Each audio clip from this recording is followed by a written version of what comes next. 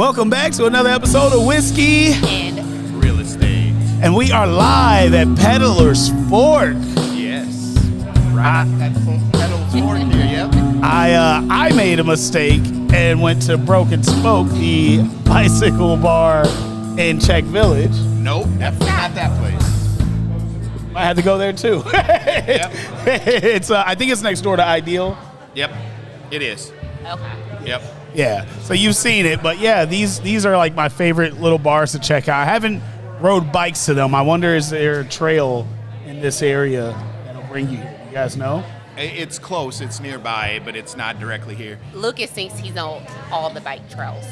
Oh, really? We'll definitely be biking this this spring. We might still bike this month. What's with the weather, bro? Bro, it is. What are y'all doing? It's crazy. Well, Fall or no? and it's funny that you mentioned the smaller bars and whatnot. This is one of the bigger bars that we're going to be in. It's so nice in here. It is. It's, I mean, the wall of food and booze that you guys can't see, and then you got behind us the big screens that are all, I mean, there's what, 1, 2, 3, 4, 8 TVs that have taken up that whole back wall, which is gorgeous. Then their patio, which is all in deck formation. It's even got a place to play live out there for like a little band and whatnot. Oh, yeah. We're going to have to do a tour. We'll Yep. take the phone off the holster at some point and just Yep. go around and show you guys a place. It is really beautiful in here. I'm mad I'm just now finding out about it. I had no idea this was right here. We're off Center Point Road. Do you guys remember the address? Yeah, we'll have Travis give the full address when he comes on. He's one of the new owners of the building, but it's right on Sylvia Lane, right off of Center Point Road and by McGrath Road over here, right next to Milex. So the location is fantastic here on the northeast side.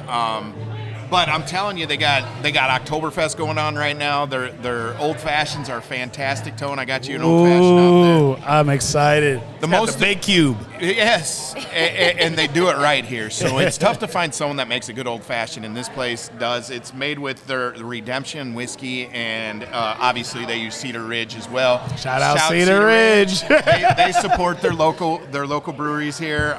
They also have over 100, and I'll let Travis talk more, but 100 tap beers on tap. Oh, man. Yeah, that whole wall you see over there is all, yeah, you name it, they got it. Bestseller here's Witch Slap. I don't think I've seen it like that where there's two rows, like just the top deck, top shelf draft beer, and the bottom shelf. That's pretty cool. Well, it's because we don't pay attention to the beers and the taps. Usually we go check to see what's out on the whiskey Yeah, counter. here for the whiskey. Here for the whiskey. Man. But Today's market's gonna be fun. Do we get right into that? What do you think? we'll bring Travis on for that Okay. because he's been a long-time real estate investor. That's actually how I met him. Okay. And how I found out about this place was I asked him, I'm like, where you been, man? Yeah, we haven't been doing much on the real estate market. And he's like, man, 8 months ago I bought this bar. And he told me which one. I'm like, we're going to go check it out. Yeah. So we checked it out, and we always pre-test our bars before we go to them just to make sure we're recommending the right products for you guys. Yeah. And when we ate the food is phenomenal. So, and then I tasted the old fashioned. I'm like, oh man, I could come here. Yeah. I mean, We there's got a only spot. one spot in town that can make an old fashioned like that, and that's 30 hop. And we're not going there yet. So, but yeah. So we'll get Travis on here. First we'll ask Monika.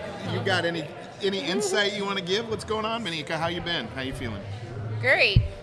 My hip hurts. I was gonna say, I don't know if I believe it when the answer's just great. I have been doing very well. That's good to hear. I think I snapped technically once and someone almost quit, but Only one Monika moment. That's a record. It is a record. I know, We're right? proud. I'm working on it. You been doing the sandwich? The Positive, the truth, and then I another don't know. positive. Have I? No. Well, He's like, no. he doesn't like my positive, so I mean, we have. It's different- probably not that positive. It is then. very positive. It just does not. It may not come off or sound great. Okay. It may sound sarcastic. Yeah. But Yep, I believe that. but I still did Said it. that I can so confirm. It counts Okay. because I did it. Yep. So, anything you want to add to this before we bring on Travis? Oh no, I'm good. All right. All right. Awesome. Thank you, Monica. And we're bringing in one of the owners of the bar here, Mr. Travis Otto, and talking to the mic. Actually, I'm going to switch you spots so you got a better view here. I'm going to switch you spots. Come right here. Dancing. It's all right. You can switch the headphones so they don't get tangled. You want to switch? There you go. Those are mine. And then you should be able to hear me right now. Can you hear me, I Travis? certainly can, yeah. All right, and then you can hear yourself. I can, yeah. Sweet. All right, how we doing? This is my first time meeting you. So excited to get you on a podcast. Have you done a podcast before? No, this will be the first. That's awesome. But you have owned a bar before. I have not. Oh, this is all new to you. This all is new. fun. We're going to have some fun. Podcast, first time bar owner, restaurant owner, yeah. That is awesome. What brings you into this world? Oh, honestly, if you want to get ahead in this world, you got to have multiple streams of income, right? Absolutely. So, started out by having my own accounting practice, and then I got into real estate, and then after that, I needed something a little bit more, so I started looking for another investment, and led me straight to here. Yeah. Peddler's Fork. And has it always been Peddler's Fork and you took over ownership, or did you? There was something here prior. It might have been the Broken Spoke, I think. Okay. But the Peddler's Fork came in at end of 2020. So December of 2020 is when the previous owner started it up, and then I took over back in October of last year. So just coming up on a year here. Okay. And we've had some guys that's had a lot of experience in the bar industry. I'm excited to hear your perspective on jumping into it in the last 8 months now that you've had it? No, coming up to a year. So Coming October up to a 20th, year? it'll be Okay, a year. Yeah. awesome. October 20th. Okay, so what has this year been? What's the journey been? What's some of the things you were excited about, and what's some of the things that might have disappointed you so far? Yeah, well, that's an interesting question. Yeah, I want it all.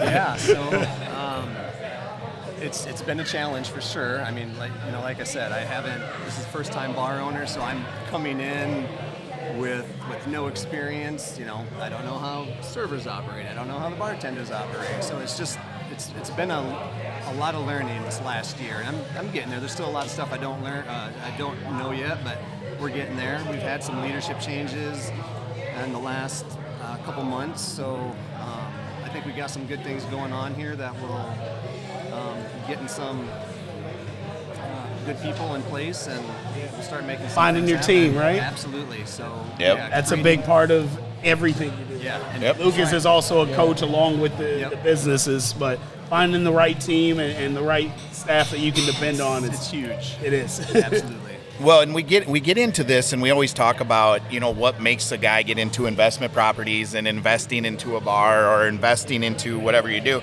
And we always say the biggest challenge of it is finding that team that you can invest with, and then most importantly, location. Was the location one of the biggest factors in you picking this one, or did you have a previous tie to the bar? Or No, and I'll be honest, I wasn't even really looking in the food industry. I was looking for I wanted a service industry, right? I mean, I understand service.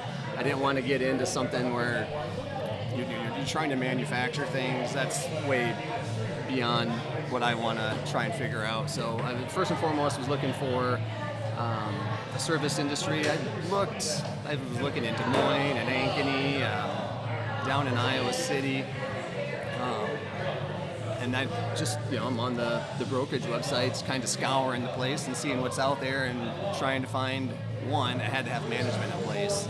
So that was the biggest thing. And so this place checked all the boxes and started looking at it, and probably Labor Day last year, and within 6 weeks we were closed. That's awesome. It was is a beautiful spot. I love the location. Are you originally from Cedar Rapids, or where are you based out of? I'm up in Waterloo. Okay. Yep. So, but I have all my investment stuff down here. I probably should live down here. I bet you're here a lot with this. Yeah, but it would make life easier for me. But we're at least for the next 8 to 10 years, we're not leaving Jessup is where we're at. How much are you in here during the week? Once once a week, Okay. maybe. That's good. Last- I've last- seen them where they end up like living in the bar. No, it's not that bad. Okay, so that's good. We had switched out some management back in middle of August, and so that's been having to be down here a little bit more than normal. Yeah. So just got our new general manager, Haley Cook, in here at the end of September. So she's gonna be great. She's doing some things, and so it's requiring me to be here less. Well, and that's always the goal. I mean, Tone and I obviously own multiple businesses as well, and we always talk about on our episodes on how the hardest thing is staff, besides building that team. And staffing is a pain in the tail. It's not for the weak of mind and for the faint of heart. That's for dang sure. But so get into that. How is the market? So we talk about the real estate market, but how is the hiring market when you try to get in people that are looking? And the application standpoint, I mean, I have a hell of a time filling employees at AMMT to the point where we have to almost cut staff because you rather pay more to get that higher quality person. Right. Yeah. I mean, we've never had any issues hiring. The number of people out there looking for a job isn't the issue. It's like you said, it's finding that quality person that's going to be able to come in and do what you need them to do, and you're going to be able to count on them.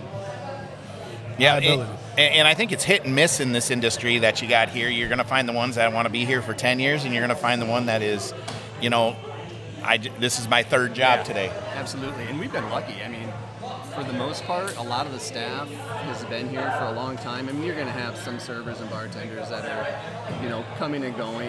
You get a lot of college kids, and so they got to leave and start school again. But we have a handful of people that have been here from the beginning, and we've had a lot of staff that's been here since I took over. Well, What's one of like the biggest surprises going into this? Like, what's something that you didn't anticipate that you would have to do since starting this? Well, the biggest challenge is probably just trying to maintain sales, right? I mean, sales are going to go up and down, and that's kind of one of the scary things about the restaurant industry as well, especially when you're coming in and you're purchasing a restaurant. You got a loan that you got to pay off, and so if sales are going down, and whether that's the economy or you're having staffing issues or whatever, that's been a challenge, and I'm sure a lot of restaurants around the area are dealing with the same thing. But oh yeah, trying to do what we can to drum up sales and have things to do and specials, and it's been a challenge, but we'll get through it. What's something that you would change about this location, or what's something that you would change if you could just say anything about it? Yeah, ideally, I'd like to have a bigger patio section out back. I'd like to get a little bit more people out there and get some live music out there.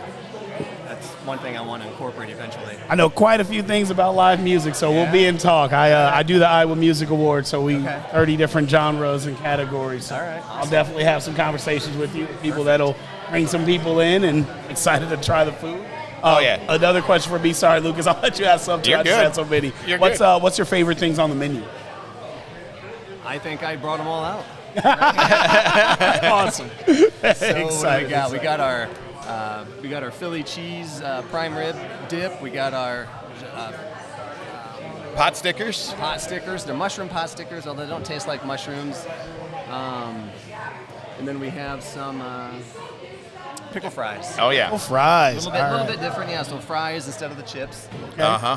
I like it. I like it a lot. Try a pot sticker. Yeah, definitely go for it. Oh yeah, those are good. Oh, you got to get the sauce on it too. Oh, okay. Comes with a hot honey soy sauce. There you go.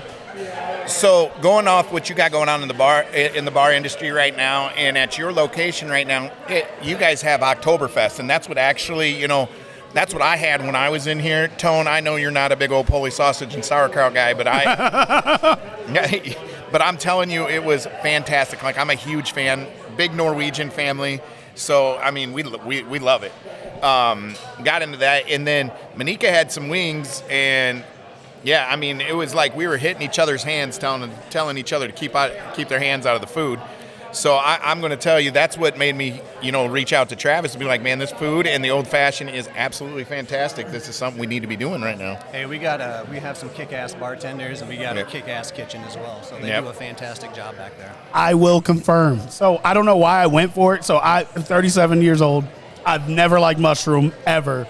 And I went straight for that mushroom pot sticker. This is one of the best things I've ever experienced in life. It's got some Asian flair to it. I need another, please. It is fantastic. Yeah. Oh, yeah. Oh, man.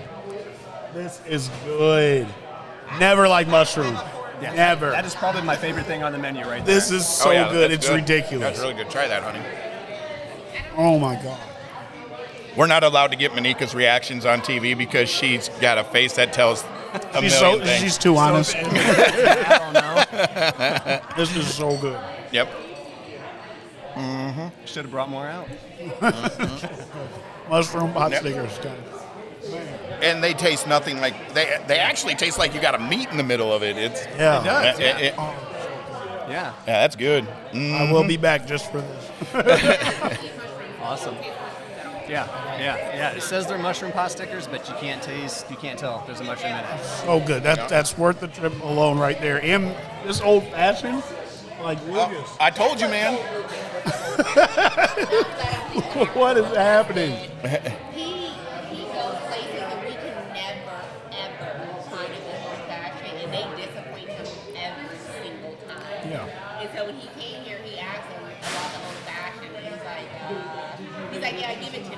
And then he had it, and he's like, oh, then he had another one. Yeah. And then the guy's like, you want another one? He goes, I don't know. He said, I really shouldn't, but. Yeah. And I hate to say this about anywhere, but I don't like pickle houses old fashions. It's just not. Manika agrees if you can't see her, but this one right here. I don't know why I do it to myself because I'm not an old fashioned. Yeah. Manika don't even like them, but she tastes every single one of them I have. Like, They're going to grow on her eventually. Right. Every single time, and this one I was like, This is the one. This is the one. I promise you. Like I said, You guys have a Cody just walked in, guys. Right? You're drinking the Burrington?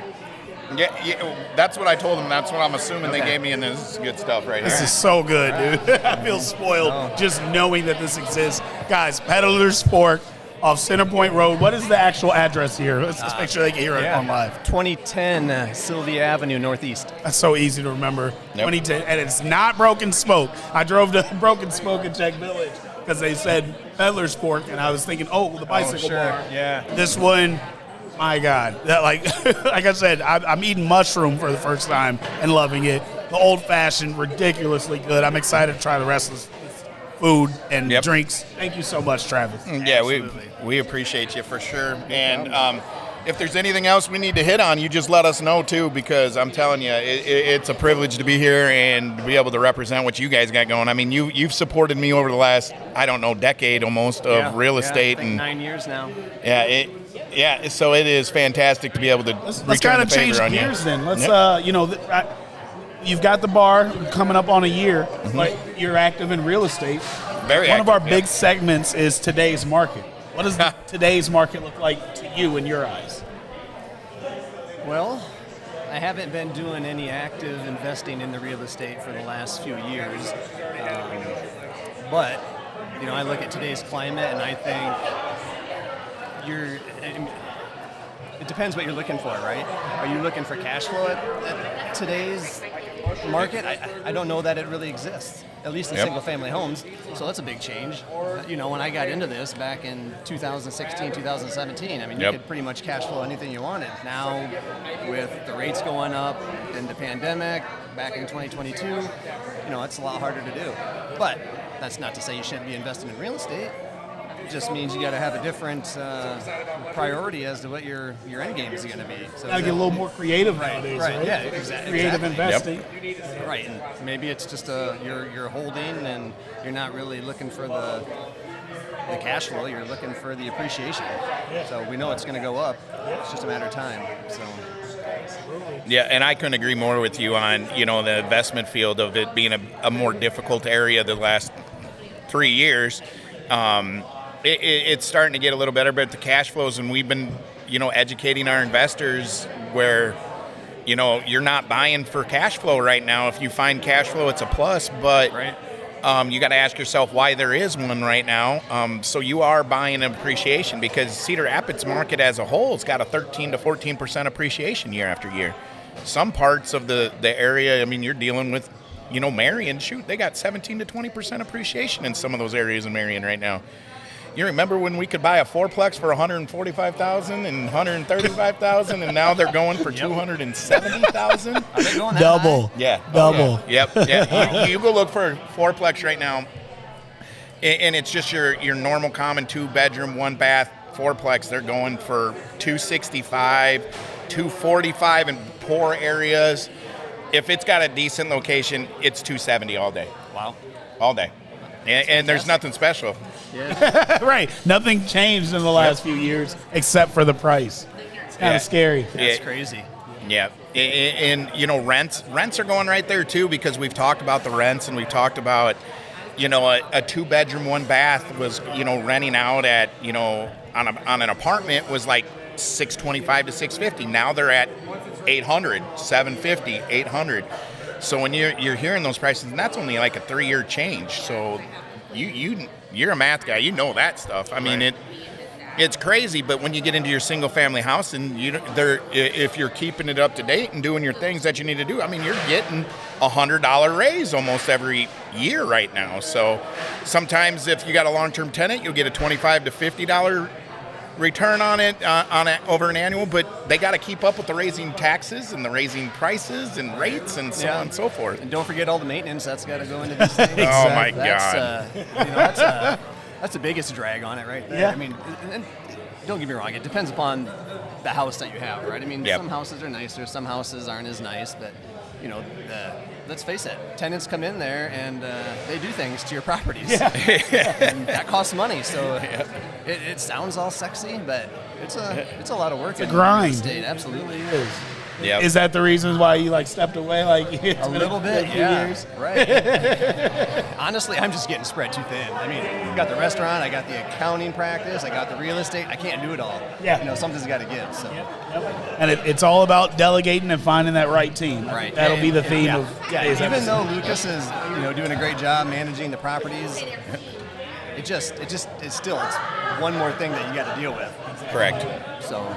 Well, and you've experienced how the city's gotten more strict and their inspections have gotten longer, and how, you know, it's just another source of income that you could be potentially losing if, you know, the city inspectors, it's your 3-year mark and they're coming back around, you know, you got a budget for that. Right, absolutely. And it's crazy that you have to mention that, but you can have an inspection 3 years ago and it passes, they're going to find almost the exact same thing coming in 3 years after that, whether it's there or not. Right. So, well, and if it was there and it was fixed, it's probably back anyway. I mean, yeah, I agree. But welcome to real estate, right? Absolutely. I mean, real estate is always that curveball that you got to be able to hit when it's rising on the outside corner, and you got to be able to adjust if it's coming at you inside. So, I mean, and you know, like I said, it's a long game too, right? So it is. It's a wealth building product. It's a fantastic asset class. It is, and that's the craziest so thing. Good. It's the craziest thing that people have the misconception of real estate investment. It's not a get quick rich type thing. Right, definitely not. You want to you want to collect your doors, but you want to collect your doors profitably. But you got to understand that it is a long game, because appreciation. It's not the stock market where the appreciation is going to change, or you're going to have a bull market or a bear market. You know, if you're buying in the right locations, your appreciation will go, but it's going to take you a couple years to see the benefits of it. So yeah, absolutely. I think that's probably the biggest misconception that I always have to teach people that are just getting into it. If you're in this you think you're going to get rich in a year because you bought 10 doors, you're crazy. Yeah. Oh yeah, absolutely. Yeah. Guys, I am trying. This is a Philly. That's I think you have the You dip. got peppers on it? If No, you don't got peppers, I think you just got the prime rib. Yep. Oh yeah, my you God, got the dip. Yeah. Yep. Oh, this Philly's is fantastic. so good. I'm like, keep talking, because I just want to keep eating. This is delicious, Do you guys. need Like, some au jus? you know what? I didn't even think of that as an option. That sounds amazing, but this is so good. I don't know if I want to taint it. All right. You got to dip it in the au jus sauce. Yeah. Oh, thank you. So you have the first one, and I'm going to give you the other one. Okay. Prime rib. Trying now with the au jus sauce. Oh my God. Peddler's Fork. 2010. What is it? Synergy? Sylvia. Avenue Northeast. 2010. Sylvia Avenue Northeast. This might be the best food in town. Oh man. Well, thank you. Yeah, that is definitely what stirred my phone call to Travis, and the fact that we wanted to support him. Yeah, I should have told you sooner. Right? Yeah. Without a doubt. This is going to be one of those that we're going to have to air again here in like 3 weeks so everyone understands where the food's at. You know? Yeah, definitely. Yep. So good. Yeah. Karaoke here. Yes, we did used to have karaoke here. We do not anymore. So here's what we got going on right now. Sundays we have brunch from 8:30 until 2 o'clock. I believe it's $25 per adult, $12 per child. That includes a non-alcoholic beverage in it. Tuesdays we do bingo. We just call it in-house. We have some prizes and we have some gift cards that we do. Got a lot of beer vendors, breweries that help us sponsor those prizes.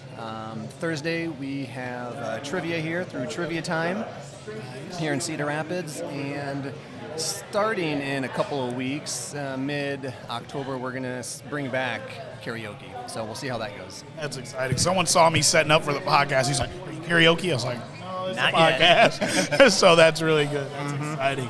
Yeah, no, I'm excited. And like I said, hopefully we'll get some live music out here one of these days. Yeah, like I said, I'll be in touch. Like, this is just a beautiful place.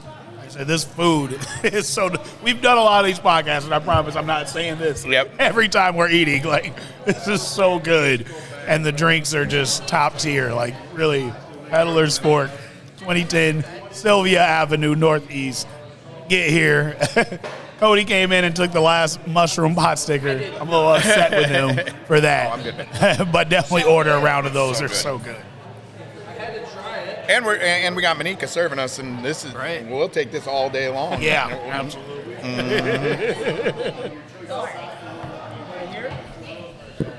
So when Travis was getting into talking about his Sunday brunch, that was the reason I actually brought her in the very first time we come, because there's Sunday brunch that they have, and say it one more time, it goes from 8 to 2:30? 8:30 until 2. 8:30 until 2. And it is, so everything that's behind us is lined up, and correct me if I'm wrong, because it goes from basically back there all the way up here, and it's just rows and rows of food for breakfast, and it is so good. Yep, that is correct. Yep, so good. So it's buffet style? Oh, yeah. Yeah, Tone, it gets pretty dangerous in here. I'm telling you, especially when you can put like a Bloody Mary or a mimosa, and that's Monika's thing. She goes to the mimosa. Yeah, but Nice. currently it's just buffet style, so you just go through the line, get your plate, fill it up. I mean, there's usually, we have a prime rib and ham carving station every Sunday that's included with it. There's usually, bacon, sausage, biscuits and gravy, French toast, party potatoes, mashed Oh, potatoes. my goodness. Couple All different right. I kinds of think my gravy. Sunday's booked. Yeah. Yep. And You had me at prime usually rib, some and that's the other- first thing you named. and then just various dinner entrees as well. So Oh, we might have wow. a mac and cheese bowl. We have salad. So there's a lot of the same staples each week, but we try and get some other of the items cycled through as well. That's something to look forward to. So Sundays, 8:30 a.m. to 2 p.m. Yep. This is where to be. I promise you. If it's anything like this, and then all you can eat, I'll be in that line several times. Travis, any last thoughts you want to give on before we get Cody to get his little booty in here? I'm sure he's got plenty to talk about, too. I think I'm good. So We appreciate you again. Thank you so much. Absolutely. I'm gonna. You want to send Alex over here? I'm definitely gonna need another one I'll of get you these. one. Yeah. I got it. Yeah.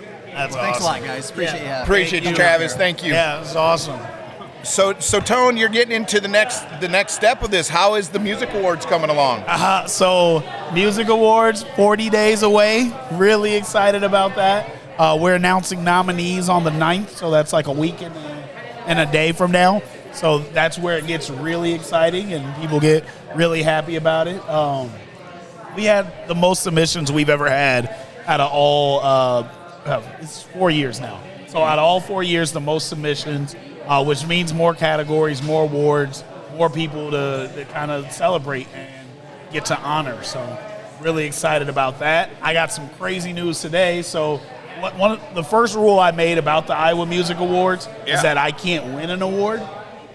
So, that part kind of sucks, but I don't want it to ever seem rigged or like it's, going one way or another. Reasons. But I found out today, yes, thank you. Please old-fashioned me. I found out today I have a song up for consideration for a Grammy.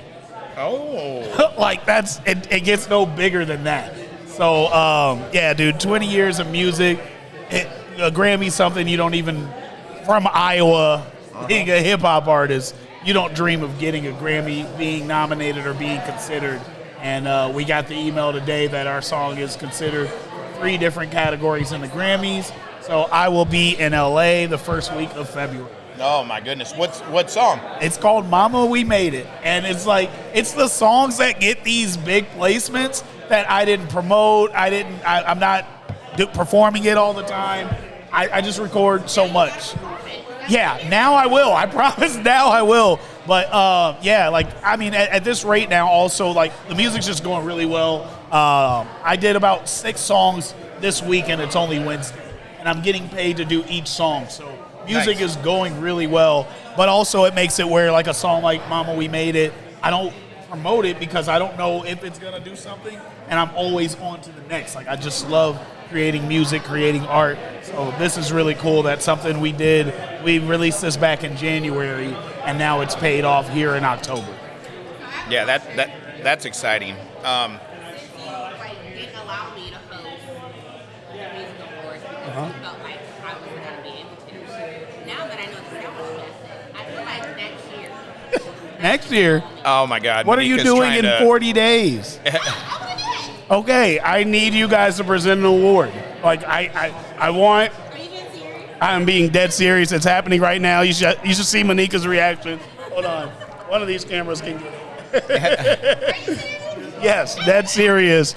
That has actually been in my plans for a while. I just haven't got to talk to you guys about it. But yeah, I want you guys to pick an award to present this year. It's a no-brainer. Absolutely. We got you, man. Yeah, we'll That's be there. exciting. It's you two. You guys go in pairs. Everybody goes in pairs.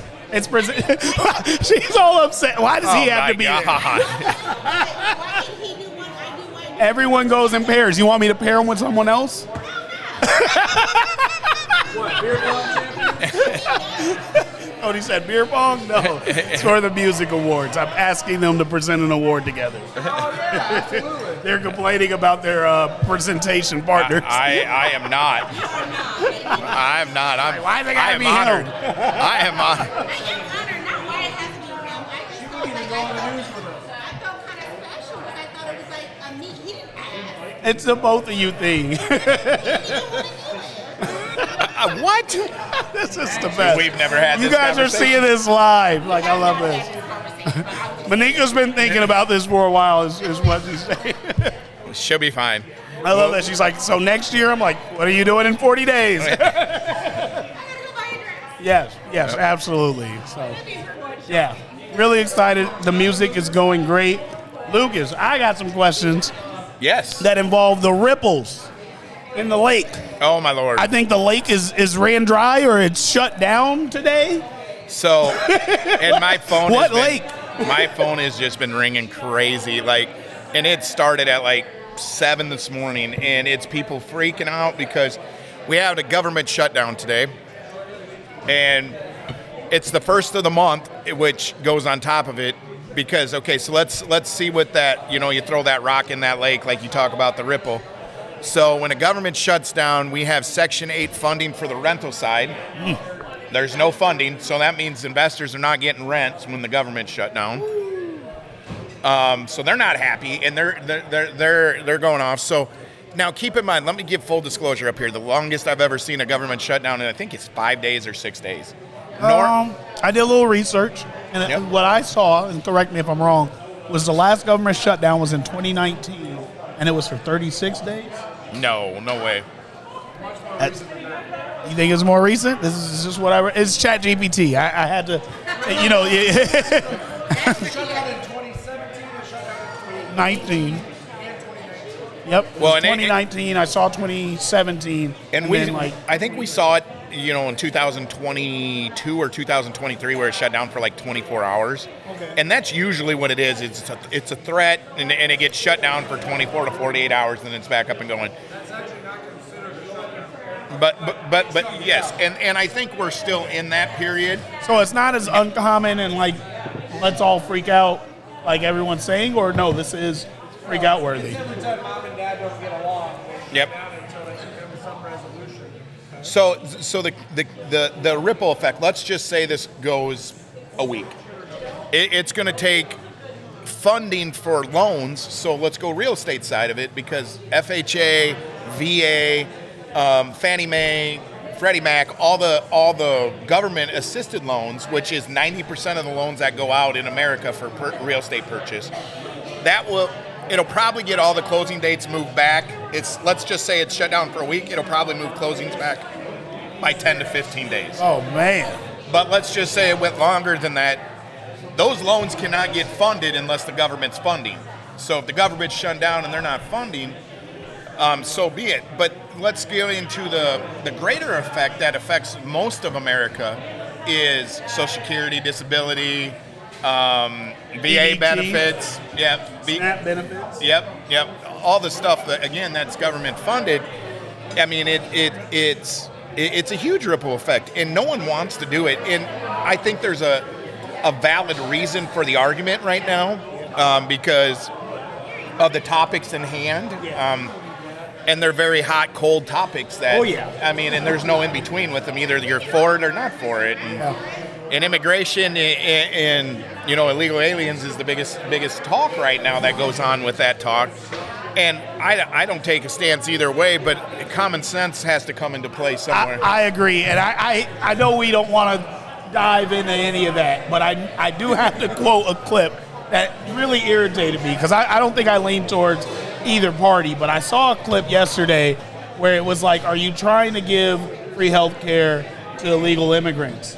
And instead of just saying no, the response was, we're trying to give free health care to everybody. Like, why can't you just say no to that if that's not the case? Yep. And it's like you said, like, they're just taking the stance, and like, it's a lack of common sense. Well, and you get into it and you're like, okay, so do we want to help the people that are here that are supposed to be here, or do we not want to help the people that, you know, and that's the big thread that is creating the fight is some people feel they're not putting Americans first when the other side is trying to fight and willing to shut down the government. And if you play that clip like 8 months ago, or actually before the presidency, they about had this, and actually it was like Trump's like first 3 months. They threatened this, and you hear all the Democrats saying we would never allow the federal government to shut itself down, and now it's being shut down by the exact same people that were saying no, we're not for it, you know, type of situation. It hurts me to see, because it's like, just as humans, we should be able to hear each other out. Right. We should be able to disagree. That's fine. But there has to be some common ground. Like, I don't care if you support the guy or not. Like, we can't, anything he says is just absolutely wrong and he's the devil. Like, we're not going to get anywhere. He is the person in charge. Yep. You know who he is. You know how he moves. Adapt at this point. We Well, can't just cross our arms and say, we'll just shut everything down. Yeah, just survive. Yep. Exactly. We're like, nope, we'll die. Why? Hold on, we'll slow down. Speak for yourself. You know how long the term is. You know how long we got Get to wait. through it. And things are going his way until Those then. that were on the opposite side of the coin, they survived through the other term. Exactly. Yep. It's crazy. So the ripple effect is the ripple effect right there. Once a government shuts down, on the real estate, it has a huge impact. I mean, whether you're in real estate, whether you're an investor, whether you're just a first-time home buyer, because your first-time home buying grants and those federal funded grants, they're on hold right now. So yeah, I mean it is a huge ripple effect when it comes to it, and it's one of those you don't know when it's going to break, and they're just going to say, hey, my prediction's Friday. My prediction's Friday. You heard it here first. Yep, I'm guessing come Friday they'll. But it'll still have that effect, like you said, 10 to 15 days, even after if they resolve it. Yeah, they got to do the catch up because I mean that's. Yeah, I saw federal employees are either furloughed or working without pay. Yeah. How that works? Very short. My first week as a drill sergeant in school in South Carolina at Fort Jackson, the government shut down the day I hit process. So my very first week, I don't want it to turn into a whole story because it easily could, but my very first week as a drill sergeant, suffering through hell, the government shut down. So we weren't even getting paid. No money to go home, nothing. Go ahead. Yes. First week, yeah, that's really good. We were all sitting in there in the same room, and the news came on. We were just like, the you can taste like the there's bitters nothing in you it, can do. and You're already that's why I there. like it. I'm We're like, not oh, just the gonna bitters and the pause drill sergeant sugars. school. Uh-huh. But yeah, every federal employee is basically their paycheck is frozen right now. Pray it's not payday. Yeah. Well, and it's really going to have a weird effect, on the 3rd. That's when Social Security, disability, and all that stuff is coming through. So I know everyone is praying for it to turn itself back on. On a positive note, they're forecasting another rate cut this month, and they're forecasting another rate cut in either November or December. They're saying 2 before the end of the year is what they were saying. What are rates at right now? Oh my God! So, depending on the day, I have not been able to see what the impact of today is. Right. I'm sure that's going to raise rates a little bit, or it's going to freeze it. One of the two. Yeah. I know. What was it like? I don't even want to look. Well, I haven't had a free moment to kind of see, but as of yesterday. So when we got into Tuesday, that was yesterday. My goodness, it's Wednesday. It is. So I feel that. You were at 6.1, and then if you could buy down your 30-year down to 5.65, and then which is still, it's still going to be a solid rate. I mean, it's not a great rate, but it's better than 7 that we saw, 4 months ago, 5 months ago. But then you got your 15-year notes is where it's at because the banks are trying to eliminate the risk. And so right now, all the banks are kind of like, oh my God, what's going on in the world right now? And so they're offering like 15s at 5.15 and 5.25, which Come on, guys. that's not a bad interest rate when you get into it, but that's also a 15-year. And I honestly want to sit down, and this is kind of my goal by the end of this week, is to put the 15-year payment compared to the 30-year payment and seeing, the big difference from a 5.15 to a 5.75 and see what the difference in that rate is or payment in the two. Because I don't think it's going to be a huge difference. And I guess it all depends on the price of home you're looking to buy, too. I was saying. Yeah. But, yeah, it's going to be a very interesting next 48 hours. It's going to be because, as I say, I think Friday it'll be all resolved, hopefully by Friday. And if it gets into next week, we better have an emergency podcast because it's going to – everyone's going to be on panic, especially in my world. Do you know what it froze for? I have been out of the news with how busy I've been. Well, it's the funding bill. Budget. Yep, the funding bill and the budget that they got out there. And the biggest one that is holding everything up is – do we pay for illegal immigrants health insurance? That is what it's for. What you guys are talking about. Yep. Okay. That's the big holdup right now. I mean, and then you got the head of the House for the Democrat side pissed off at Trump because Trump photocopied a sombrero on top of his head. Oh, wow. No, not Trump. Could be Trump. Yeah, and so he... Why not fuel the fire? Yeah, he's like... American first with the sombrero on top, and I was like, man, here we go. No. So yeah, you got well, and so you got that going on right now. That's one of the main kicker points that everyone's fighting against. That's public. I'm sure there's a lot of little things in background of it, but I don't believe mainstream media ever, but it says mass firings of federal workers imminent on the TV behind you. Okay, so I don't know if Lucas knows anything about that, but Trump was saying that if we do this shutdown, that gives him some authority to fire mass federal workers that he couldn't do before. It's true. So it's almost like if the Democrats cause this, I can just fire you if you cause a shutdown because the power goes back to the executive branch? So well, the thing of it is man. everything's federally regulated when it comes to firing, hiring, and so on and so forth when you're with the government. But when you it's shut shut down, it goes back to the chief of staff. Yeah, I mean, at some point, somebody's got to move So he can get rid of all of his ops. Yep. and that was to use the lingo. and it's crazy. We're talking White House scary. freezes billions in funding across 16 states. Government shutdown could impact millions. I mean, that's what's literally playing above us right now. I heard the number was like 300,000 jobs that would be at stake if $18 shutdown billion happened. in infrastructure funding for New York City.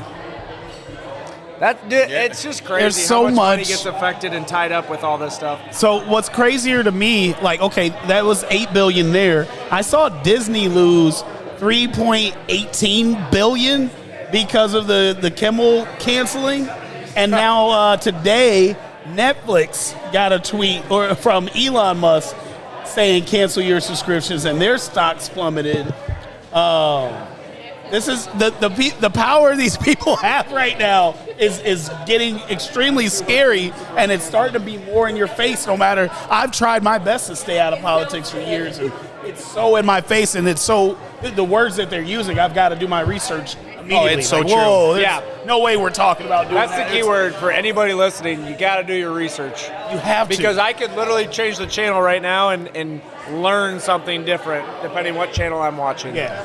So the Yeah. best thing you can do is actually get into where the factual numbers are, the factual, no emotion, no. Yeah, and you do need to listen to both sides. You really do. You have to. You can't just Agreed. I hate this guy. I won't listen to anything he says. Well, that guy's in control. So Yeah. listen to what he's saying. Trump is the epitome of that. If you only listen to Trump, you're screwed. If you only listen to anti-Trumpers, you're screwed. Yeah. You gotta listen to both. You have to listen to both. And That's so important. In my field, when there's something big like this going on, I will watch both shows before I go to bed. Yeah, I will watch CNN and then I'll switch over to Fox and kind of see and try to find the truth in the middle. Yeah. Because you can't listen to what you hear out there. You seriously, like you guys are saying, you got to do your research, got to figure it out. Yeah. And if you don't, ask someone that does know. And also, I think it's okay you don't have to align with everything one party or one side is saying. It's okay to have a difference of opinion, or there's things that you would do differently. But don't dismiss everything because of one policy or one belief.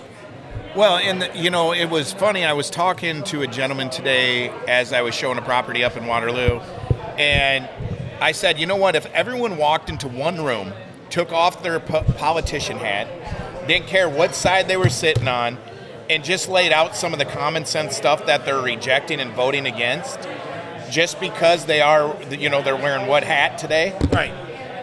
It's crazy how that would change the environment in the room. Yeah. But unfortunately, that's where we are today. Is whether you're wearing blue or wearing red. You're picking a side and you're not picking a topic. Yeah, That's ridiculous nowadays. it's absolutely crazy. So I got a backup recording here. We lost our live, but we got it recorded. I added double coverage today. So we got Codie. What up? Want to say what up? Make sure we can hear you here on the microphone. My bad. All good. I got the little one on my lap, so it's hard to. All right. All good. Got the little one. Yeah, say hi, Say hi. Nina. Look, right there. Say hi.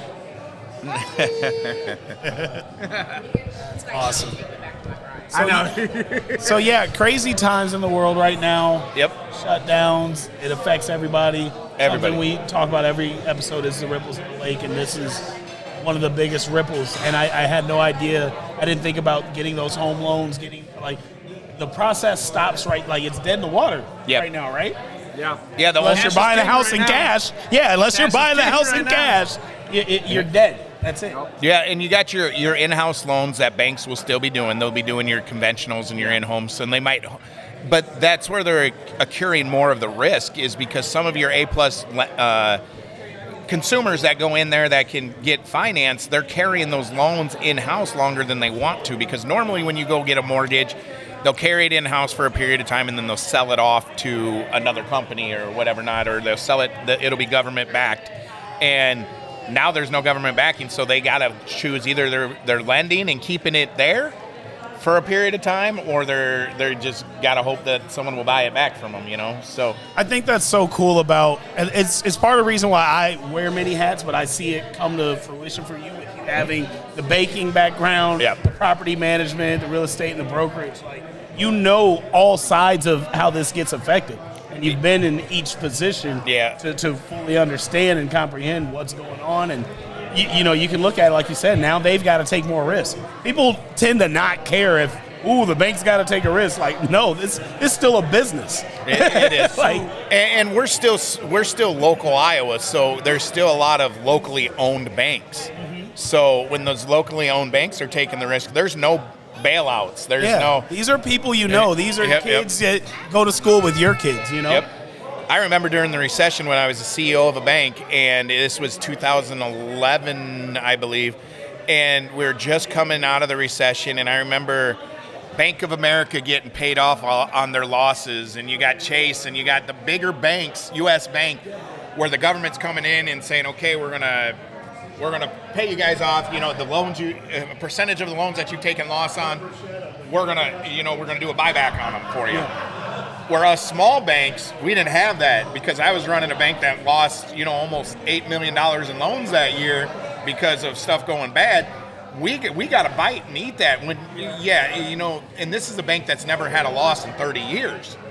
And here you are trying to produce some, but then you get on the phone with the federal government, and the federal government saying, "Hey, small banks, we need you to loan more. We need you to loan After more." we just took this loss, and you didn't have our back. And there was and that's what we were talking about. All the local presidents and CEOs and the boards are sitting there talking like, I understand they want us to lend more because we're going to stimulate the economies around here in rural Iowa and rural Minnesota and rural Wisconsin. That's the heartbeat of America on a lot of things. And they want us to stabilize everything while the big corporate areas is just going boom. I mean, then you get into some of it where the banks have to pay taxes. And so we can write off some of the losses within our taxes. But you also get into the tax barrier where you got the banks versus the credit unions. And the credit unions aren't FDIC assured, so they're not federally monitored. They got their national monitor on it. So it's a completely different. We're not even going there. we're not Let me stop here. Yeah, I mean, you got $124 billion credit unions that have zero tax bills at the end of the year, and you got a $124 million bank that has a $125,000 tax bill at the end of the year. Go make that make sense. You don't want to get me into that talk, because that was a huge fight. And now I'm pro credit unions because they're more aggressive on the lending side. Couple more whiskeys, we could get them in there. We'll get the truth. Manika, you had a question? I do.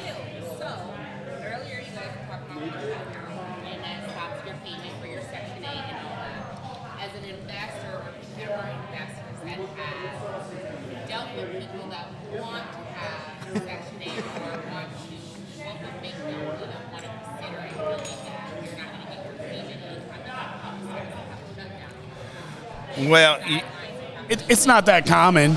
It's not. Yeah, the frequency. okay, so her question's that she's asking, what would an investor, for using those that can't hear out there, so she was asking what would we tell to an investor that is questioning to do Section 8 or not when there's something like this on a government shutdown happens. But so Section 8, and this is per quote, this is the normal. Section 8 will cover 90% of the rent, and that's going to be every month unless there's a shutdown that's going on right now. The risk of not having Section 8 and having someone in your property is if they default and not pay rents, then you're out the other 90%. You're the opposite way on it. And at that percentage, as an investor, do you even look at the tenant and be like, hey, like, it's just kind of a loss? Well, that's why you have they property only pay- management. That's why we look at the tenant. And that's why you hire me. Yep. Guidelines, I don't know if they're true or not true. If you don't do certain things, you lose your Section 8. So if a person literally got into a property based off their Section 8 voucher and now they lose that, then what? Like, you're going to put them out? Well, you don't want to put them out right away. Like, it, Well, and Monica, this is going to be your first time in the property management field when you actually get to see this. It's going to be a huge ripple effect because now we're going to have a meeting with Tamra and have a talk with her and be like, hey, we can't serve notices on these Section 8s that have shutdown. I mean, it's a huge ripple. You can. You just be wasting your time. but and like I said, I'm not sure that it would hold up in court. I mean, and from yeah. what I seen, the longest shutdown was 36 days. Like that was the longest one I seen. So that's a month, People are saying they have these new guidelines. right? You know, so after a certain amount of time, you lose your Section 8 or they're going to go off. The Section 8 funding is still going to be there. Like, it's still funded to a certain date. They just can't And touch it. they Like, back they literally aren't at work. I'm not talking about still with the shutdown. I'm saying, so once the shutdown lifts, according to some people, there's a new policy that's going to It wouldn't kick in right away. But I'm saying Yeah. there's a new policy that's supposed to take in place. And then with Section 8, I guess you have to either start trying to go to work, you know, on a holiday or so I guess there's some changes coming with that. But what I'm saying, if you place a person inside of a property and they got in that property based all of their Section 8, and then it comes to the point where with their new rules and the new things they have coming up, if they lose their Section 8 but their job doesn't cover it, but you only allow them because, you know, they qualify. Yeah, they had Section 8 covering 90% of the payment. From So do you just go through your regular, process? And that's going to be what they pass down from state down. I mean, But- but it's, what I- And what see I'm- what they do. If Yeah. they lost Section 8 because they started working and now they're paying bills, maybe they're just a good, honest, hardworking person that was in a tough spot. And Well, let's say it's what you're saying, where now there's a new rule. The Section 8 funding is likely enough at least till March or February of 2026. It's not going to be it's shut down, and when it reopens, we're not. All right, tomorrow new policy is implemented, and now everybody's got to scramble. Like, it'll be you have the old Section 8 policy that's good until this date in 2026. That's when the funding runs out, and they're not going to re-up the funding in March 2026. Everybody, I mean, that's I'm not gonna say that's enough notice. This is gonna be life changing for everybody. But My thing is, even if you get a job and you do the guidelines, Yeah. that doesn't mean that your job that you're getting to show that you can make money and provide doesn't mean that you're going to qualify to be able to pay rent that you have, you know? I mean, that's just like if I lose my job tomorrow and now I gotta work at the gas station. I'm already in the property and filled out the application. It's just I gotta get another job, get another hustle.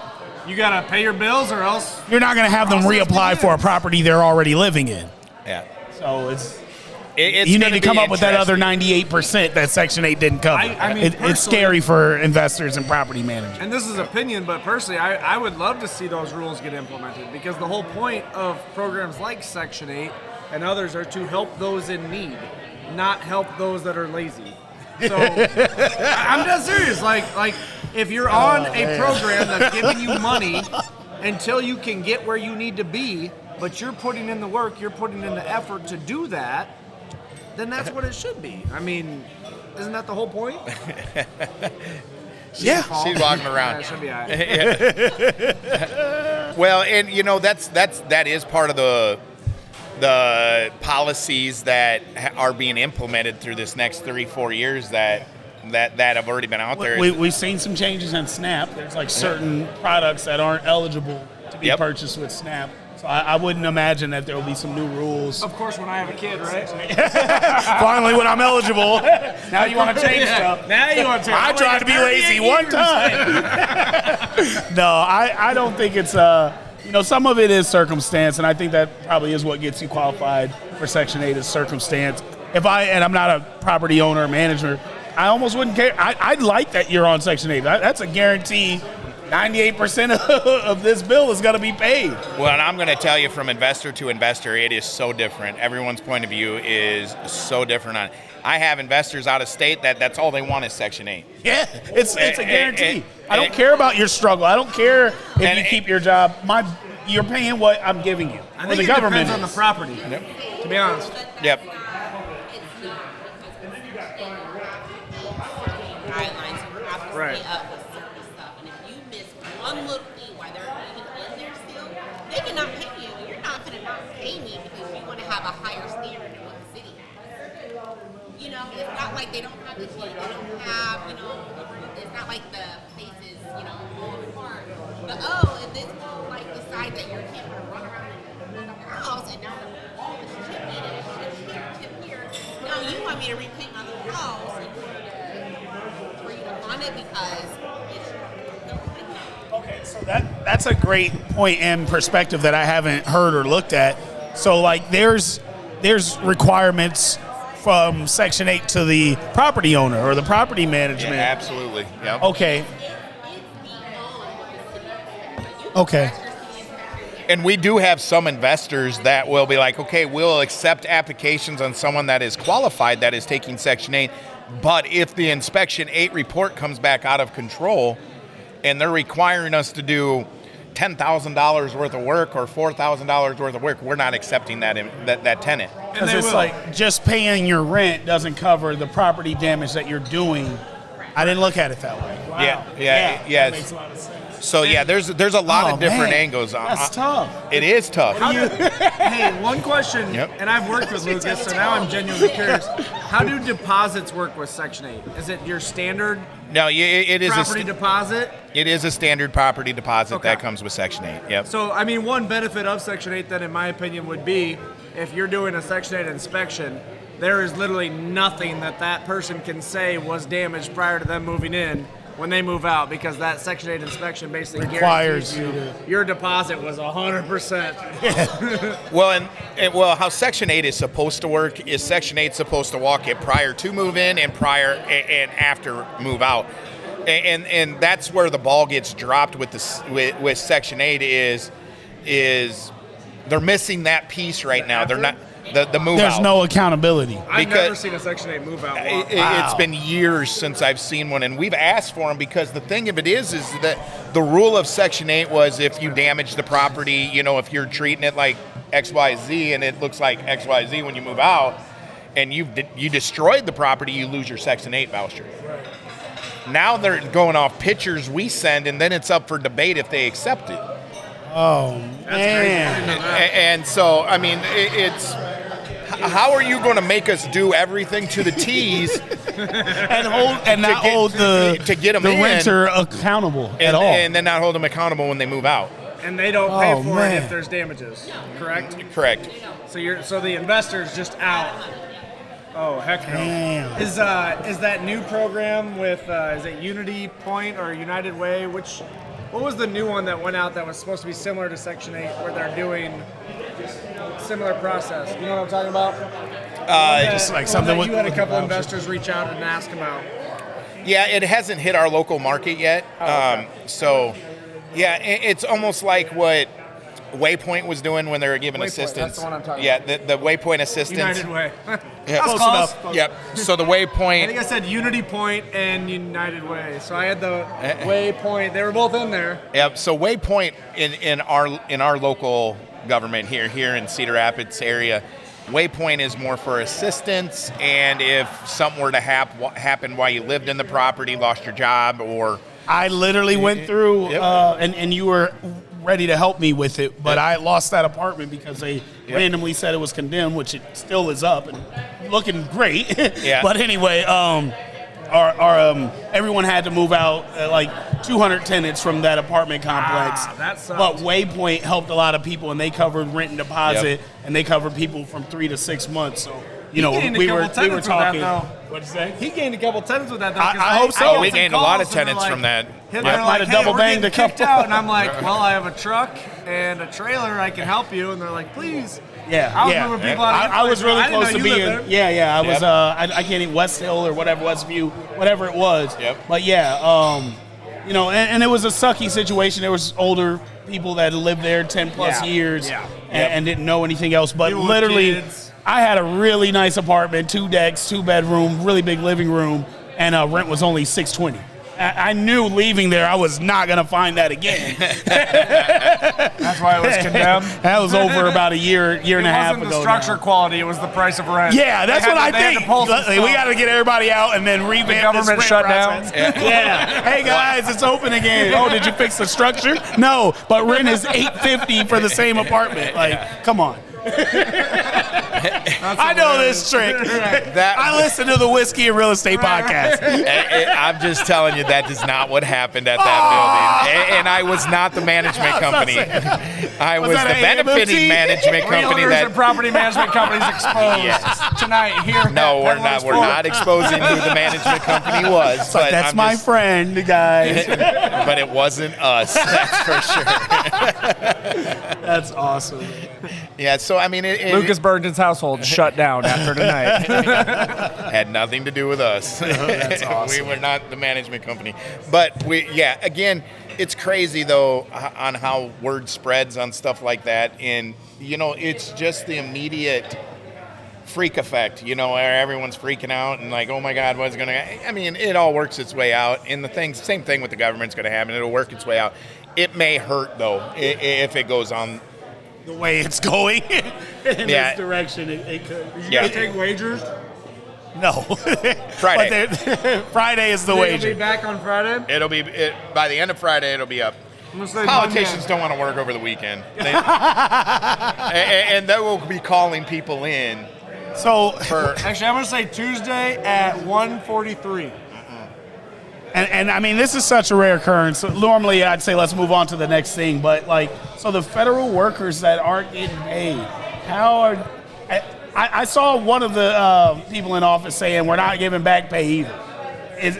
All right, you mentioned there was a shutdown when you were a drill sergeant. Mm-hmm. Is that why you just gave that face of no? You better give me that back pay. Give me that back pay. Yeah. Well, I've never seen back pay not given. Okay. That's why I made that face. I think it's just getting so hostile that they're just starting to say shit. So I think you're dead right on that. Well, and it's crazy how quick some of these government funded places like the Civil Rights Committee and whatever not here in Cedar Rapids. We were supposed to have an Iowa Civil Rights training coming this Friday. And before any of this happened, they called me and said, hey, you know, due to shortage in staff, is there any way that we can just send a private trainer out there instead of actually someone that is, you know. Well, how do you staff for something that is probably not going to be paid? Well, at least not right away.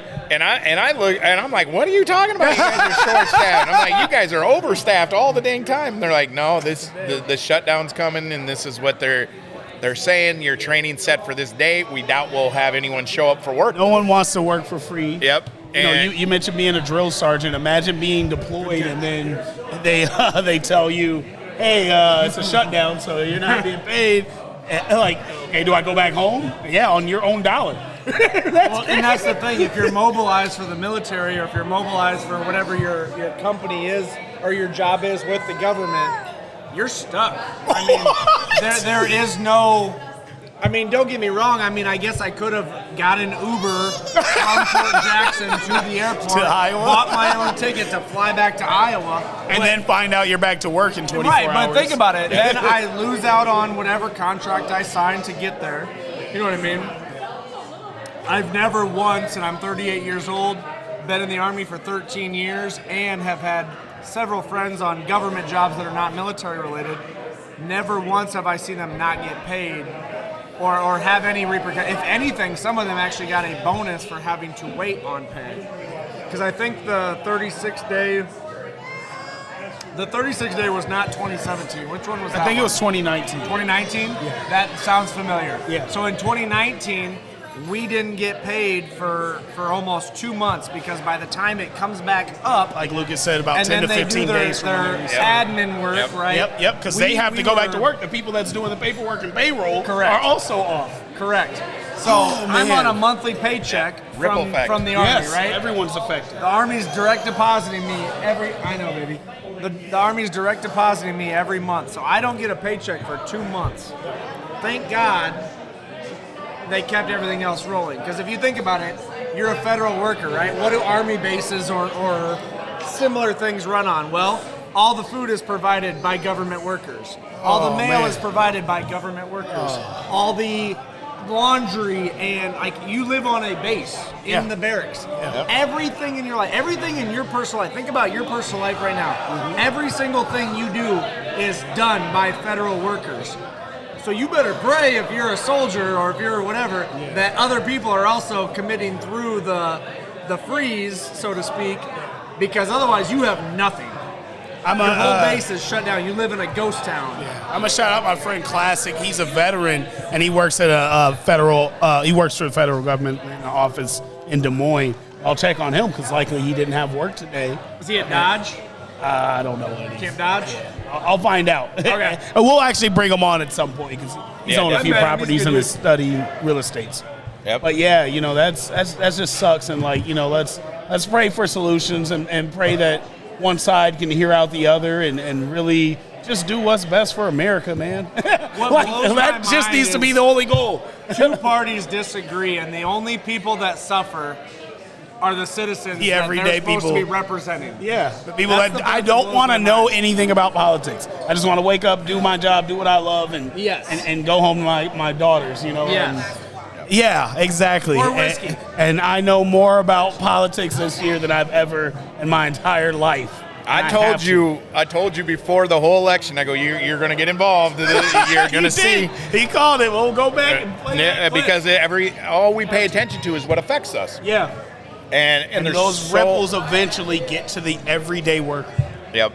That's what's going on. This may be a stupid question, but does the federal shutdown impact city governments?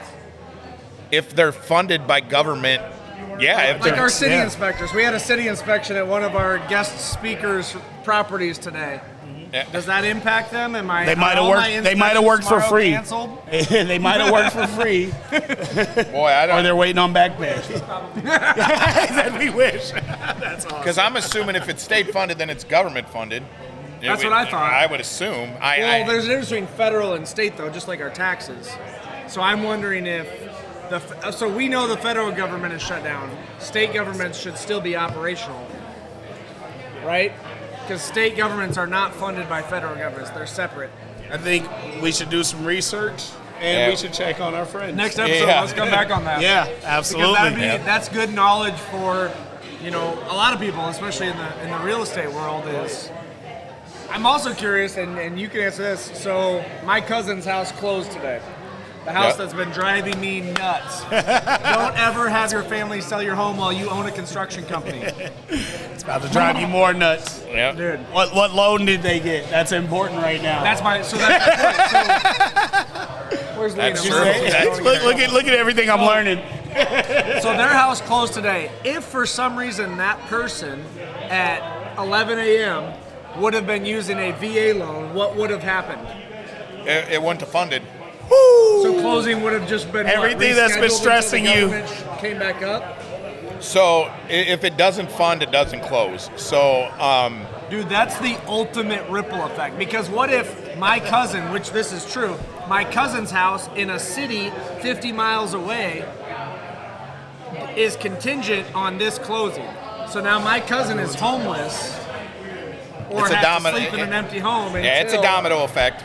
That's for sure. And who knows what that person is waiting on for their house to sell to my cousin. Yeah.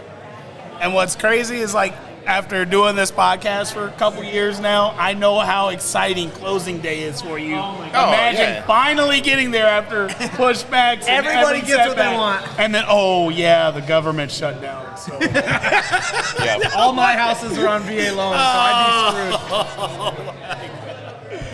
that's horrible. It's a big ripple effect. That's for dang sure.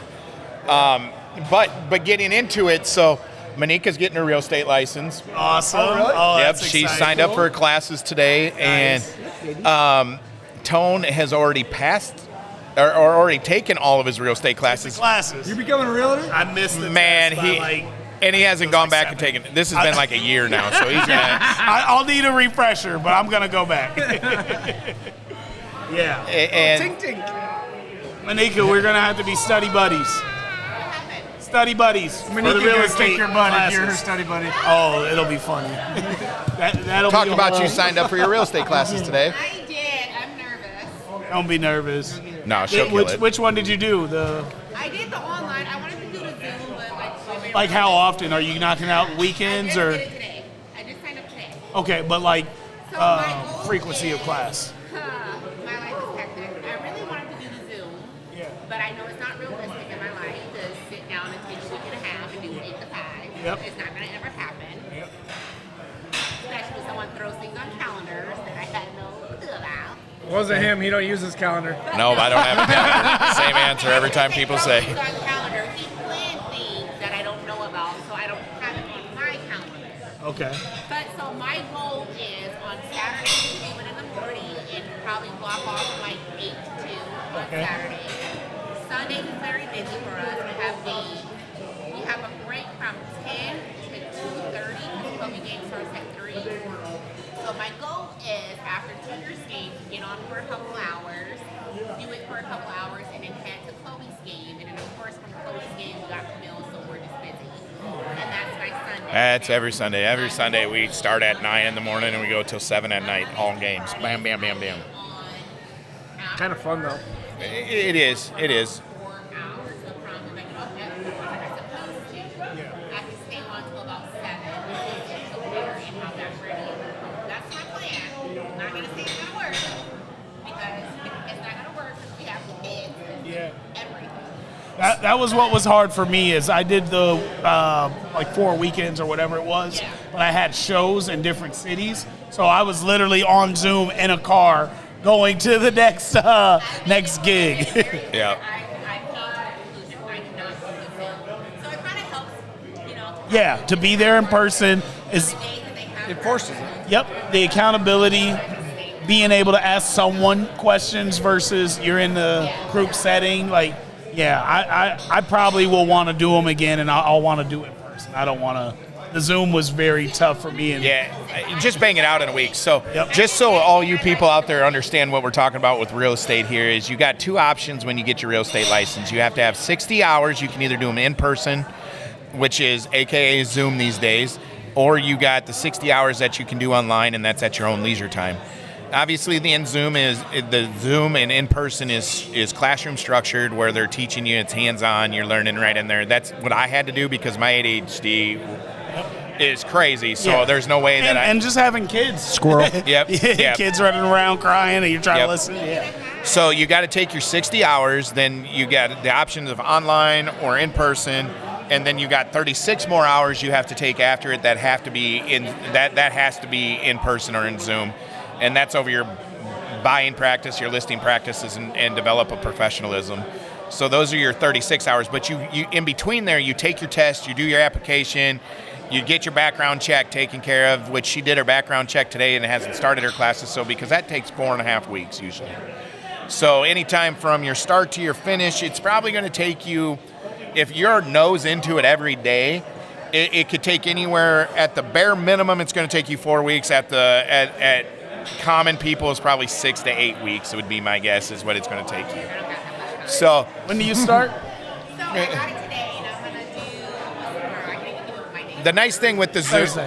yeah, Tomorrow's Thursday the 2nd. so the nice thing with the Peddler's Fork, 2010 Sylvia Avenue, Northeast.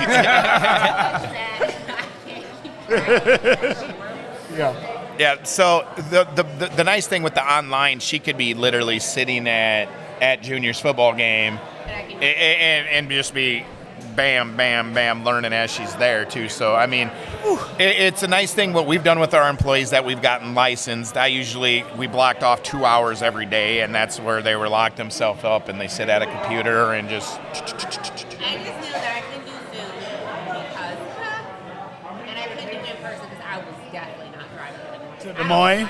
They wouldn't let her do it in person. They kicked her out. You'll be like, She'll that's have wrong because. ethics violations before she leaves. She started teaching the class. Well, actually, So we have court. What? I don't believe you. Court, yeah. I don't think this is My how it should hubby be. owns a This doesn't make brokerage, and he this said this does not make there's 3 sense. Monica mockings going on right now on the real talk. She's And we're all admitting wrong. it. Now she's admitting We're all wrong, yeah. We're all wrong. We got to know we're all wrong. And the teacher. Well, Travis is wrong, and he's just sitting there. You're wrong. She's equal opportunity. That is. There is no Manika shutdown, just to be clear. It never shuts down. I love that. There is no such thing as a Manika shutdown. The That's government could awesome. shut down, but Manika's still going. I love that. Do you ever backtrack? He goes, she don't allow me to. She don't allow me to backtrack.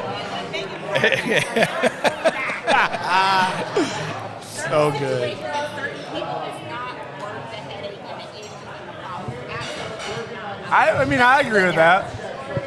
We had the funniest talk in our house and last night is we had our oldest boy come in, and I can't remember what we were talking about. I think we were talking, it was a family member, and they're like, and he goes, is she bipolar? And she was talking about the family member. And I'm like, oh my God.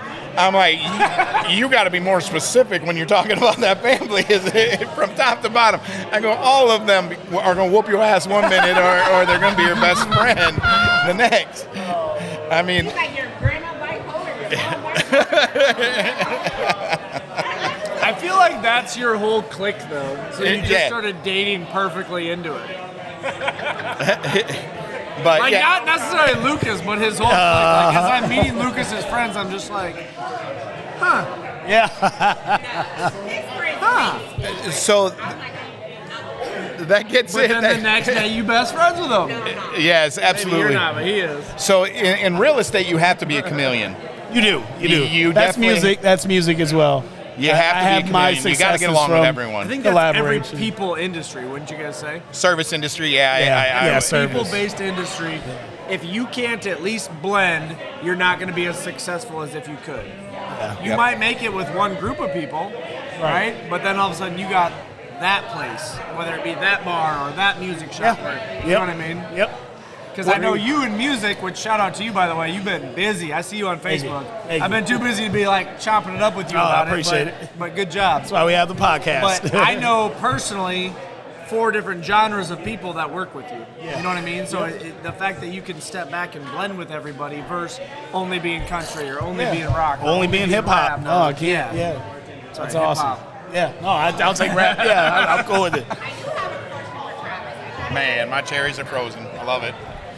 That's a good one. You want the headphones? You guys can just keep that over there. I can lean in. Here, you guys take this. I'll just lean into one of these So, guys. if I need. a question that I have: what made you become an investor and buy properties? And Yeah, I had mentioned it when we first got on here. It was just trying to find multiple streams of income. do you like it? It's not easy. Define like. The government shut down. Is it something like advice or tips that you would give someone coming into it and wanting to go that route into it? What tips would you give? You got to be financially stable at this point in time. Because if it's not cash flowing, it's coming out of your pocket. So it's a big deal. It is No. a big deal. I would even say, and I know financially stable technically does define to have an emergency fund, but I would say you need to be beyond financially stable. I mean, You do. I mean, you have to I don't have want to cash. put your business out there, but let's say there's a investor out there who had a tenant get evicted, and all of a sudden there's thousands and thousands of dollars in repairs. And you have no rent coming in. So Yep. no rent coming in, a mortgage payment due, Government shut down and stopped Section 8 for that month. and thousands of dollars of repairs. You know, unless that family is willing to step in and help, that person is responsible for those repairs. Absolutely. So now they're stuck with the choice of either sell the property as is and abandon ship, which likely leads to a loss, or suffer through and have the funds, whether it be financing or out Right. of pocket, to Right. get them fixed and get back to renting again. But then you really gotta, now you're paranoid. You want to have the best tenant ever, so you're paranoid about who goes in there Yeah. next. I'm paranoid. You're all over your property management company and being like, hey, make sure our next person is good. Very paranoid. Oh, we know. It's We just scary. had that I'm conversation. like a very Monique never shuts Nope. down. we should like wrap with that. Like, what is your ideal tenant? Like, because this is, like doing this podcast, I've learned how much more. It's not just trust on the team; it's trust on the tenant. It's trust that the investor has with you guys. It's so much trust that goes into this. It's not just a financial exchange. Well, and I don't think there's a right answer that you can give on that, because even the people that look great on paper. Those could be the worst ones. Those could be your biggest pain in your tails.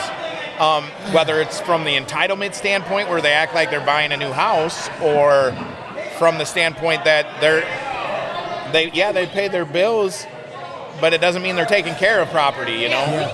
So, I mean, it is truly, that's kind of the motto that we use with our property management company is we still to today do the handshake and show them the property personally so we can kind of get a feel of who we got going in and so on and so forth, where we can kind of see through the BS of what's going on, because all fairness, you can't believe everything you're being told, because they'll give you their whole life story if you allow them to. Yeah, absolutely. But yeah, but I mean, ideally, the ideal tenant is going to be somebody who pays their rent and doesn't destroy the property. Yeah. That's all you can ask It for. should be that simple, and unfortunately, I'm finding out it's not. Right. I had an investor goes, well, did you guys screen him? I'm like, dude, he has like a 7-something credit score, makes so much money, can buy a house. How are we supposed to know he was going to get evicted? Like, he's very good. He was like amazing, like the perfect tenant, you know? Right. I'm going to cuddle with you. Even meeting him, walking properties, doing that. And it's like, you don't know someone, and that's why I had to tell him, I said, how am I supposed to know if he's not going to pay his bills? No, yeah. That's You know, because on perfect, like, let me tell you, you got a 760 credit score. Yeah. One, why are you renting? But hey, whatever. You're making $21,000. Like, how am I supposed to know that you're going to go into this property, get evicted, destroy it? Like, So I've given this question a ton of thought, because as Lucas knows, and you guys know from the podcast, I'm looking to begin starting investment properties in Cedar Rapids. I have investment properties with my family in Iowa City, but I don't really, ever since I joined the Army, I was hands off. They did it. I think for me, it's having references, like they've rented before. They have it. So, and I'm not saying we don't. No, that's what I'm saying. That's what makes see it- the face right there? That's what I'm scared of. I'm saying that's We what got makes it. We got it. No. I'm saying that's what makes it scary, because you No, get 100%. back those good histories. You get back all this, 100%. A1, and it's like, well, what Yep. the hell? But I'm so there's two Where was that perspectives, right? energy when I rented? There's macro and there's micro. Micro is easy. You sit down, you shake hands with them, you get to know their life, you get to know their story, and there's a lot more relationship to it. But nobody, no property management company, no investor, if they're serious about investing, has time to do that with every tenant every time they need to turn their place over. That's mission impossible in my opinion. But you can do everything that I see you guys doing with AMMT and other property management companies is, do the background check, do the credit score check, you get the references, meet them in person, shake hands. And not every property management company does that, and I do commend AMMT for doing that. I see it firsthand, when I'm in and out of their office. But the biggest thing for me is having the references with a credible reference. And that's the key factor, is anybody can put anybody's name, right? Yeah. I can put, Travis will give me a good reference. Travis has never known once in his life where I live, how much I pay, what I do. Yeah. So having a credible reference from, and you set your parameters. We will only accept renters from this. Now, as an investor, you do risk having to pay your own mortgage for longer till they get a tenant, but you minimize how much you're going to spend by the chance of them damaging it. You minimize the chance of them not paying rent on time if they don't have Section 8, which is shut down right now, or other things like that. So for me, I would be more picky about who's going into my place and go the extra mile, because I've seen firsthand on what I do from a construction side of things how costly it can be if you get the wrong apple. Well, go ahead, Travis. I was just going to say, unfortunately, it seems like the quality of your tenant correlates to the quality of your house. You got a $50,000 house, you're probably going to have trouble collecting rent, you're going to be doing some repairs. You have a $200,000 house, they're probably paying their rent and they're taking care of your property. Yeah. Well, and the kicker of it is like, if you go through our portfolio, we have $400,000 houses that are rentals. We have $300,000, $350,000, and our staff doesn't even know about a lot of them because we never hear from them. We never hear from the tenant. They just pay every month. We do our quarterly or annual inspection, whatever we need to do on the property. Stuff. Exactly. Yeah. They take care of the They stuff. have pride in their renting. Well, and you got to understand Manika's face. the stuff our staff only sees and Manika only sees is like the 4 percentile. Like the 2 percentile will trash, the 4 percentile won't make a payment in trash.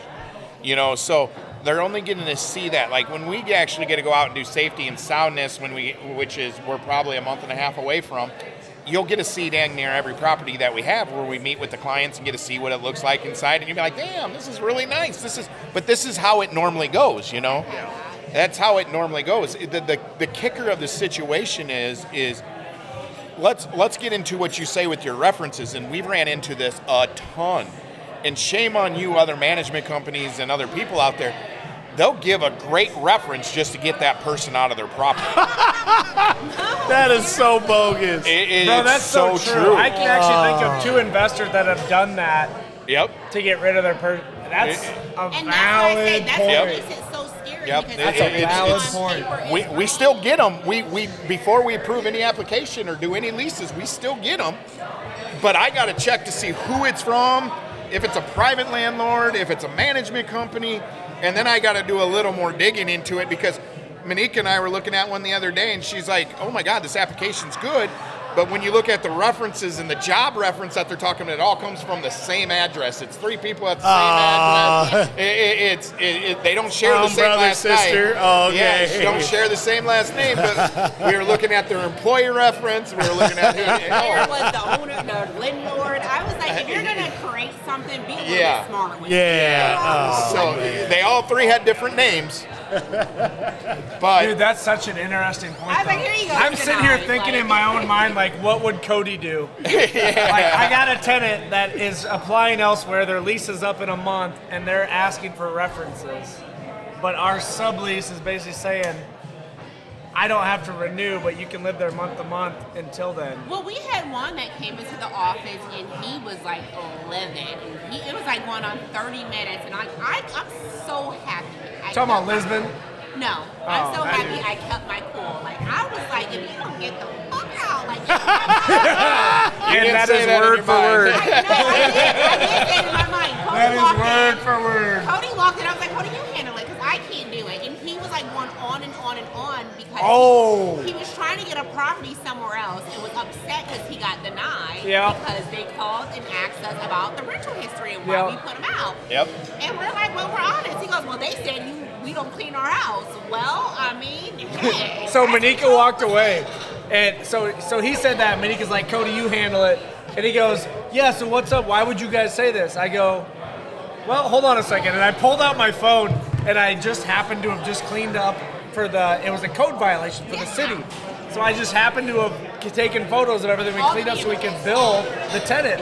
And I go, well, here's example 1, here's example 2. Man, you ain't got to do me like that. Like, That's you're crazy. in my office talking about. Yep. We had a guy that was applying for a bank loan, and the banker calls me, and he's like, man, this tenant's in here. He's cussing this out and that. He's like, he's on his way to your doorstep. Sure shit, by the time I hung up the phone, he's pulling into my thing. How are you going to report I've been 30 days past due 6 times, and why would you say that to the banker? I'm like, because it's true. It's true. I mean, Why were you 30 like- days late 6 I'm times? like, so the banker calls me and he's like, so seriously, is this true? I go, here's the rental statement. So I shot him the full rental statement because this guy's now playing the discrimination card. And I'm like, nope, here's the true statement that this is his statement. Oh, so you're right. He did miss here. I go, and it's the 24th of the month, and he still hasn't paid this rent. This month. We're literally live. Live from Crazy Man number 1. He hasn't paid rent in 24 days. Filing Why'd a you suit tell for him that? You ain't paid me Yes. now. I was hoping you were here to pay me today. Yeah, that's honestly what I asked him. I asked him, are you dropping rent off today? Yeah. Because part of the verification of rent says, are they current on the rent? No. Man. know what's funny though is how many times have you heard in all of our different jobs, not just with real estate, but all of our civilian jobs, sports, whatever, how many times have you heard a kid or an adult or anybody give the, I know it's true, but why couldn't you lie for me? Why couldn't you cover for me? Why can't you just do what you're supposed to do? Why can't you just be a genuine, good, honest human being? Why can't you? And then that's what separates you guys from the other references that just tried to get them out of there and said whatever. Like, well, it's doing the right thing by being honest. I'm still undetermined yet. I won't sit here and say I'm high and mighty. I'm still undetermined whether I would just get them out or. I'm joking. It's a joke. It's a joke. Look at Tone's face right now. He's giving me the stare. I'm like the biggest. If I want somebody out and you want someone out, I'm rooting. Like, let's go do it. And so someone told my sister, they goes, your sister sucks at her job. I'm like, pretty good because you got put out. That's my job. Yeah, maybe you get to see the worst of the worst. Yes. It is sad because I don't think I'm supposed to enjoy it, but I enjoy it. I think this isn't the live portion, so if we need to edit anything, this was 1 minute 35 seconds. Because here's the deal with what we're doing, and I get what you're saying. It sounds horrible, right? Like people are going through probably what's worse. I don't have time to keep explaining to an investor why you're fucking up their shit. Like, no, let's get you out, and then I'll deal with the next person that's coming in. So if you're gonna sit up there and you have, like, we had one guy who grandpa died like 3 times. It's like, well, goddamn, like. Lazarus. We have dealt with that a lot. We've dealt with that a lot. Gentlemen, you guys need a sign for whiskey and real estate that you can put when you do your podcast. Because so many people are looking over like, oh, what's that? What's that? Yeah, well, you guys just need to put a sign right here. We're going to get the glasses. We need some coasters to give out. Yep. Yeah. Sorry, just a random side note, because literally that entire bar. What I've seen like 7 people that are in here that was from Stadium and whatnot that saw our posting. So yeah, that's awesome. Yeah, that's pretty cool. I've been watching everyone that walks in, so that's what it's about right there. Well, we're at 1 hour 36. I think it's a good time to wrap. We've talked about a little bit of everything from Section 8 to government shutdowns to, of course, this wonderful location, Peddler's Fort, 2010, Sylvia Avenue Northeast. Amazing food. The food's so good. Yeah. Mushroom pot stickers. I never thought I'd say that so many times. This place, but I've been here many times. Yeah, awesome. I think Elise used to work here, bro. Back in the day. Yeah. She's here. I got to go find her and ask her. But she used to work here, I think. So let's close this down with... This has been another episode of Whiskey